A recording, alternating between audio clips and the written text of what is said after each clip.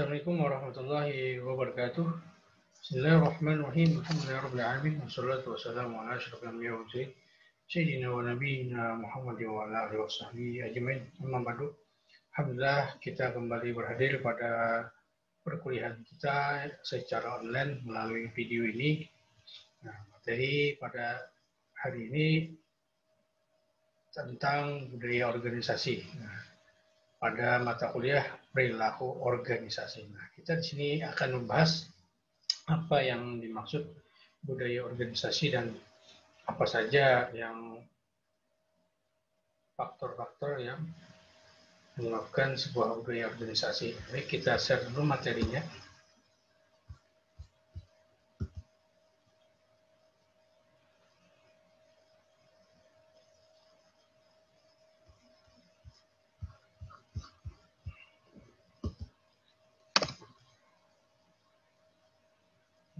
Ini materinya budaya organisasi. Budaya organisasi. Pengertian budaya organisasi menurut para ahli adalah, menurut Susanto. Nah, pengertian budaya organisasi menurut Susanto ialah nilai-nilai yang menjadi pedoman sumber daya manusia untuk menghadapi permasalahan eksternal dan usaha penyesuaian integrasi ke dalam perusahaan, sehingga masing-masing anggota organisasi harus memahami nilai-nilai yang ada dan sebagaimana mereka harus bertingkah laku atau berperilaku. Jadi menurut Susanto ini, organisasi itu adalah sebuah nilai-nilai yang menjadi pedoman anggotanya dalam menghadapi permasalahan eksternal dan menyesuaikan usaha secara integrasi ke dalam perusahaan, sehingga anggotanya dapat memahami nilai-nilai yang ada di dalam sebuah perusahaan itu dan bertingkah laku sesuai norma yang ada. Sedangkan menurut Robbins adalah budaya organisasi itu suatu sistem makna bersama yang dianut oleh anggota-anggota yang membedakan organisasi tersebut dengan yang lain. Jadi menurut Robbins adalah sistem makna, artinya nilai yang dianut secara bersama oleh para anggotanya, yang hari ini membedakan organisasi tersebut dengan organisasi yang lain. Menurut Gareth R. Jones, definisi budaya organisasi ialah suatu persepsi bersama yang dianut oleh anggota-anggota organisasi dalam suatu sistem dari makna bersama. Jadi menurut Gareth Jones ini merupakan persepsi bersama. Artinya persepsi dari yang dalam membangun sebuah organisasi itu berdasarkan budaya yang dicita-citakan misalnya, atau nilai dari suatu budaya itu. Nah, itu merupakan makna bersama dari organisasi itu. Nah, menurut Walter R. Freytag, pengertian budaya organisasi menurut beliau ini adalah asumsi-asumsi dan nilai-nilai yang disadari yang mampu mengikat kepaduan suatu organisasi. Nah, nilai-nilai yang disadari atau yang tidak disadari yang mampu mengikat kepaduan suatu organisasi, asumsi dan nilai tersebut menentukan pola perilaku para anggota di dalam organisasi. Nah, itulah beberapa pengertian dari para ahli. Nah, jadi budaya organisasi itu adalah sebuah sistem makna bersama yang dianut oleh para anggota yang membedakan suatu organisasi dari organisasi lainnya. Jadi budaya organisasi itu adalah sistem makna bersama. Nah, jadi merupakan sebuah sistem. Jadi sistem yang ada di dalam sebuah organisasi itu yang sudah dianut atau yang dianut oleh para anggotanya yang membedakan dari organisasi lainnya. Nah, sistem makna bersamanya adalah kesekumpulan karakteristik kunci yang dijunjung tinggi oleh organisasi. Jadi sistem makna bersamanya adalah sekumpulan karakteristik kunci yang dijunjung tinggi oleh organisasi. Kemudian kebudayaan organisasi adalah perangkat nilai kepercayaan. Jadi dalam sebuah organisasi itu ada sebuah kebudayaan, yaitu perangkat nilai kepercayaan dan pemahaman yang penting yang sama-sama dimiliki oleh para anggotanya. Dan kebudayaan ini memberikan pola cara-cara berpikir, merasa, dan menanggapi yang menuntun para peserta organisasi dalam mengambil sebuah keputusan dan dalam kegiatan-kegiatan organisasi lainnya. Nah, jadi kebudayaan organisasi itu merupakan perangkat nilai, kepercayaan dan pemahaman yang penting yang sama-sama dimiliki oleh para anggotanya. Jadi itu merupakan maksud dari pengertian kebudayaan organisasi. Nah, kebudayaan bagi kelompok manusia adalah kepribadian seseorang. Kebudayaan dapat didefinisikan sebagai kumpulan interaksi dari ciri-ciri umum yang mempengaruhi respons sekelompok manusia terhadap lingkungannya. Kebudayaan itu menentukan identitas sekelompok manusia dengan cara yang sama seperti kepribadian menentukan identitas seseorang. Jadi antara kebudayaan itu dengan kepribadian itu sama, artinya Pak, sama-sama memiliki identitas. Nah, jadi identitas sebuah organisasi itu dilihat dari budayanya. Sedangkan organisasi itu sendiri adalah fenomena yang menghasilkan kebudayaan. Jadi ketika organisasi terbentuk, maka ada sebuah fenomena dari karakteristik organisasi itu. Ya, ini apa? Budayanya. Nah, budaya dari organisasi itu merupakan karakteristik yang tercipta dari sebuah sistem makna yang dianut bersama-sama anggotanya. Nah, jadi organisasi ini dipandang sebagai instrumen sosial yang menghasilkan barang-barang dan jasa-jasa. Dan sebagian lagi hasil sampingannya juga menghasilkan barang kebudayaan yang unik seperti itu. Nah, jadi ada dalam sebuah organisasi selain instrumennya dipandang menyediakan barang dan jasa, kadang juga menghasilkan sebuah kebudayaan unik seperti ritual, legenda, dan upacara. Walaupun organisasi itu sendiri berada dalam konteks kebudayaan yang lebih luas, namun penekanan pada peneliti ini adalah pada kualitas sosiokultur yang berkembang dalam organisasi. Jadi para peneliti ini dia hanya menekankan dalam penelitiannya adalah pada kualitas sosiokultural yang berkembang dalam organisasi, artinya interaksi yang terjadi di dalam sebuah organisasi itu. Sehingga kebudayaan organisasi itu adalah suatu sistem nilai, apa yang penting dan kepercayaan. Jadi suatu sistem nilai dan juga kepercayaan yang dianut secara bersama-sama yang berinteraksi dengan orang-orang dalam suatu perusahaan, struktur organisasi dan sistem pengawasan untuk menghasilkan norma-norma perilaku. Nah, jadi ketika budaya organisasi sudah dianut secara bersama-sama, maka itu akan menghasilkan sebuah norma perilaku di dalam organisasi itu. Definisi ini menunjukkan semua yang kita ketahui dari pengalaman pribadi, organisasi-organisasi itu mempunyai kebudayaan yang berbeda-beda, baik sasaran dan nilainya, gaya manajemennya, dan norma untuk melaksanakan kegiatan-kegiatan mereka itu tentu berbeda antara organisasi satu dengan yang lainnya. Ini memiliki ciri khas masing-masing. Kesimpulannya, budaya organisasi itu adalah apa yang anggota rasakan dan bagaimana persepsi ini menciptakan suatu pola teladan, kepercayaan, nilai-nilai, dan harapan. Jadi kesimpulannya itu budaya ini dalam sebuah organisasi itu adalah apa yang sudah dirasakan dan bagaimana persepsi ini menciptakan suatu pola teladan kepercayaan. Jadi dalam sebuah organisasi itu tentu apa yang dianut dalam sebuah organisasi itu merupakan bentuk dari budaya yang ada di organisasi. Nah, baik itu keteladanan, kepercayaan, nilai-nilai, dan sebuah harapan. Budaya organisasi dan efeknya. Sejumlah studi menunjukkan bahwa kebudayaan yang kuat sangat membantu sukses jangka panjang organisasi dengan menuntun perilaku dan memberi makna kepada kegiatan-kegiatannya.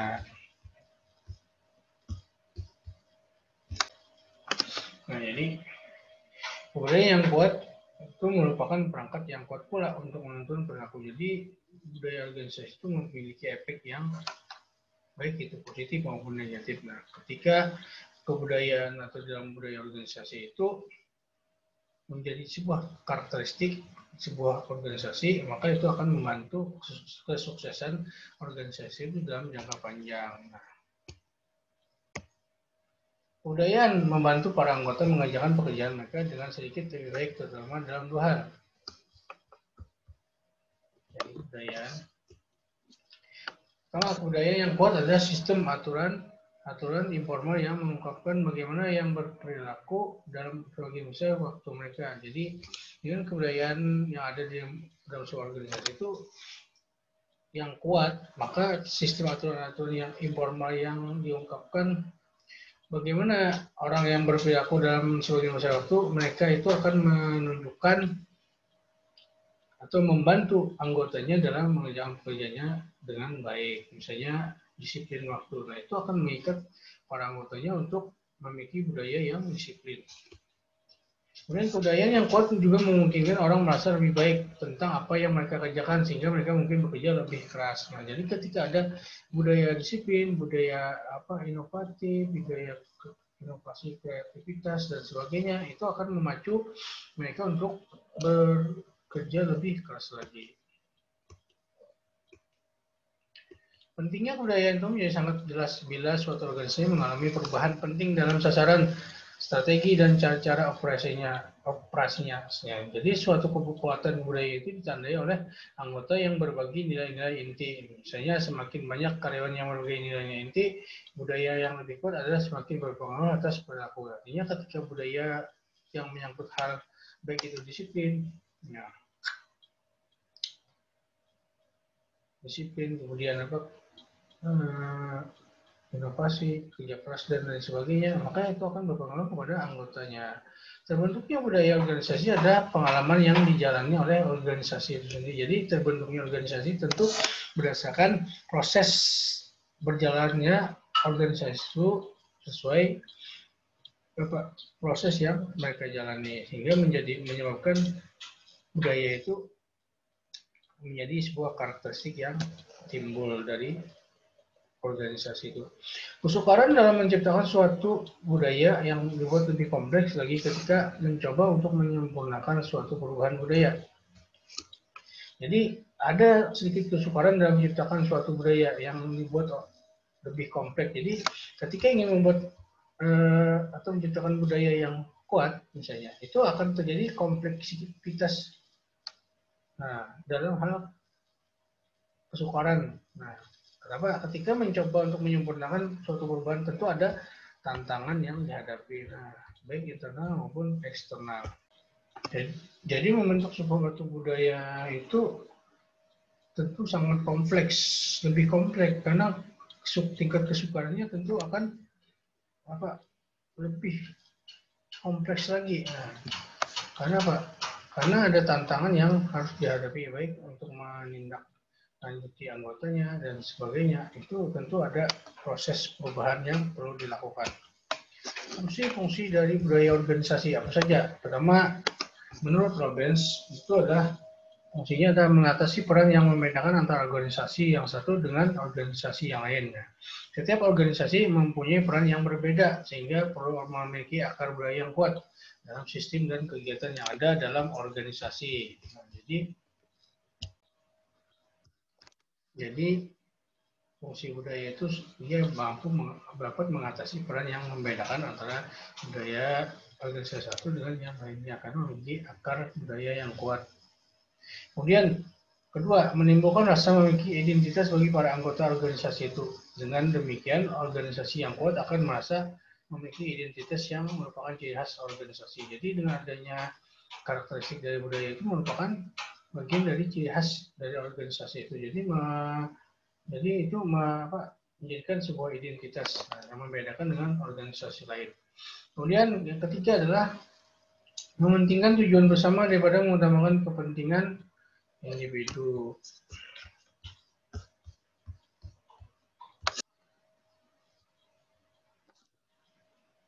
Kemudian menjaga stabilitas organisasi. Nah, kesatuan komponen-komponen organisasi yang dilekatkan oleh pemahaman budaya yang sama akan membuat kondisi organisasi relatif lebih stabil. Nah,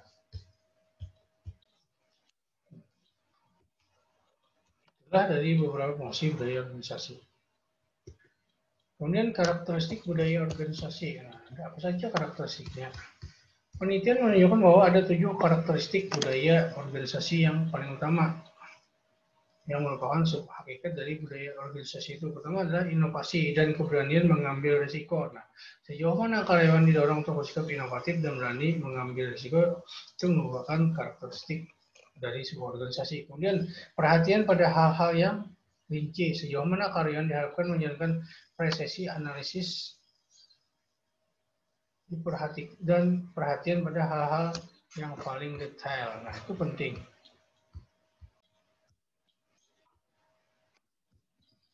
Jadi perhatian pada hal-hal yang lebih rinci itu sangat penting. Itu merupakan sebuah karakteristik budaya organisasi.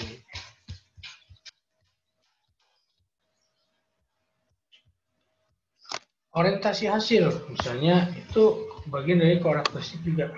Kenapa? Sejauh mana manajemen berfokus lebih pada hasil ketimbang pada teknik dan proses yang digunakan untuk mencapai hasil tersebut. Jadi dalam budaya organisasi itu yang lebih ditekankan adalah orientasi hasil. Apa yang akan dicapai? Nah, itu merupakan karakteristik dari budaya organisasi. Orientasi orang, tadi orientasi hasil lah.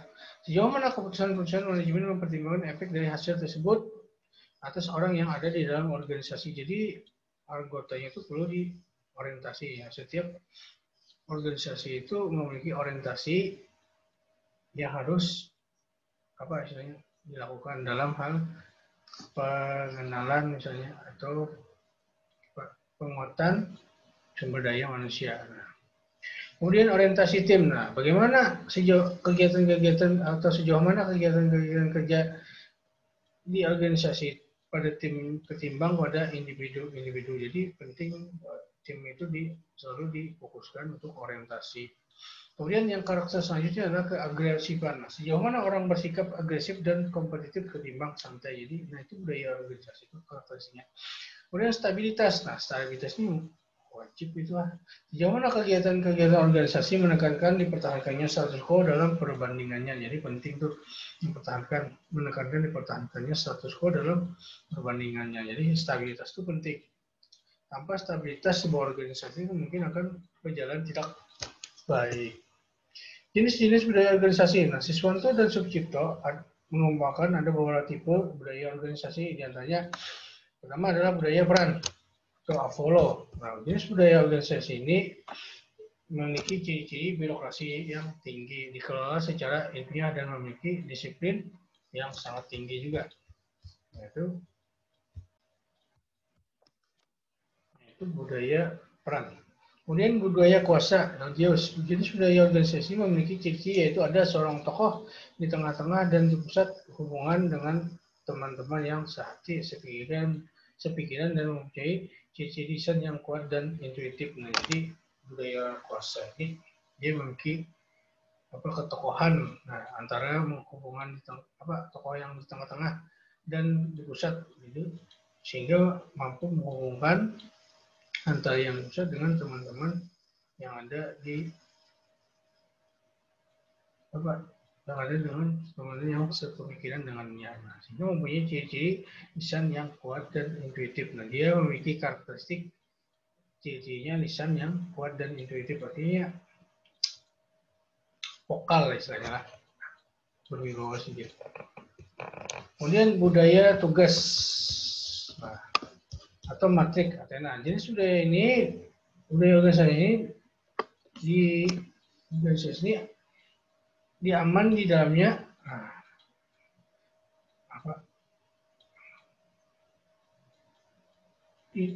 budaya organisasi ini di dalamnya orang-orang berkumpul dari latar belakang ilmu dan keterampilan yang berbeda-beda, namun mereka berfokus pada tugas yang sama.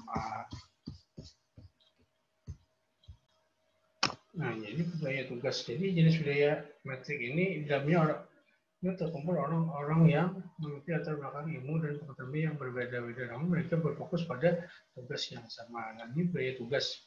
Jadi tugasnya sudah ada.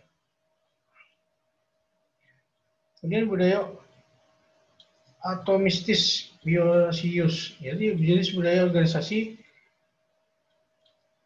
di mana di dalamnya orang-orang berkumpul karena suatu minat, visi atau keterangan yang sama. Jadi budaya atomistis ini jenis budaya yang di dalamnya orang-orang berkumpul karena suatu minat, visi atau keterangan yang sama. Jadi memiliki minat atau misi yang sama. Kemudian faktor-faktor yang mempengaruhi budaya organisasi. Nah, menurut Toshi Rizzo, kalau seperti yang dikutip Muanadar, budaya organisasi dipengaruhi oleh beberapa faktor. Di antaranya satu, pengaruh umum dari luar yang luas. Nah, mencakup faktor-faktor yang tidak dapat dikendalikan atau hanya sedikit dapat dikendalikan oleh organisasi. Nah, itu faktor dari luar itu memiliki efek yang sangat besar dari organisasi itu, sehingga itu mempengaruhi budayanya.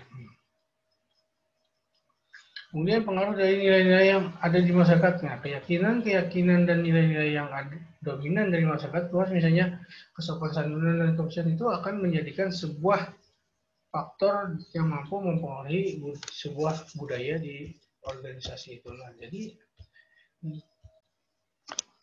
pengaruh dari nilai-nilai yang ada di masyarakat itu tentu akan menyebabkan efek yang sangat besar dalam mempengaruhi budaya sebuah organisasi. Misalnya di masyarakat tadi kan budaya sopan santunan dan kebersihan, maka tentu ketika ada organisasi di masyarakat itu tentu dia akan menyerap atau mengambil budaya yang ada di masyarakat itu. Tidak, faktor-faktor yang spesifik dari organisasi. Nah, ini juga merupakan pengaruh yang faktor yang mempengaruhi budaya organisasi. Kenapa? Karena organisasi selalu berinteraksi dengan lingkungannya. Jadi itu dan mengatasi baik masalah eksternal maupun internal, organisasi akan mendapatkan penyelesaian-penyelesaian yang berhasil. Dan berhasil mengatasi berbagai masalah tersebut merupakan dasar bagi tumbuhnya budaya organisasi. Nah, jadi itu merupakan faktor spesifik ketika ada problem something dari organisasi, maka ketika sering melakukan mendapatkan penyelesaian yang berhasil, tentu itu akan menjadi sebuah budaya. Nah, artinya apa? Budaya ketika ada masalah yang sering terjadi, namun baik internal maupun eksternal, dan sering mampu menyelesaikan atau berhasil menyelesaikan masalah-masalah itu akan jadi sebuah budaya. Bagi tumbuhnya budaya organisasi itu faktornya. Ini ada contoh dari budaya organisasi kategori umum, misalnya dia bersifat simbol fisik, contohnya kayak seni, budaya tuh desain, logo, contoh dari simbol fisik lah. Jadi seninya apa, bangunan masjid misalnya, karena desain dari karakteristik budaya tuh. Kalau di kemahasiswaan itu kan ada seni, kemudian desain dari budaya organisasi itu seperti apa. Itu dari simbol fisik, bangunannya seperti apa, dekorasinya, pakaian tentu akan misalnya pakaiannya religius, nah itu akan mengidentifikasikan bahwa budaya organisasi itu memiliki budaya yang unik misalnya, atau budaya yang sudah tercipta berdasarkan karakteristik yang ada. Kemudian dari simbol perilaku, upacara, ritual, tradisi, kebiasaan, penghargaan, hukuman. Misalnya apa? Dari upacara, nah tradisi apa? Misalnya di organisasi itu perilaku lah. Organisasi misalnya di Palangkaraya ini Dayak, nah DAD, Dewan Adat Dayak. Nah itu ada upacaranya, kebiasaan dan sebagainya.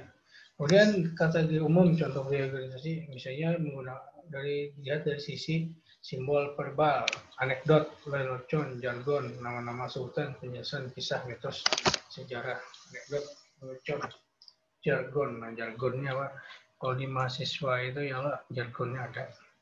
HMI, PMI ada jargonnya. Partai politik itu ada jargonnya.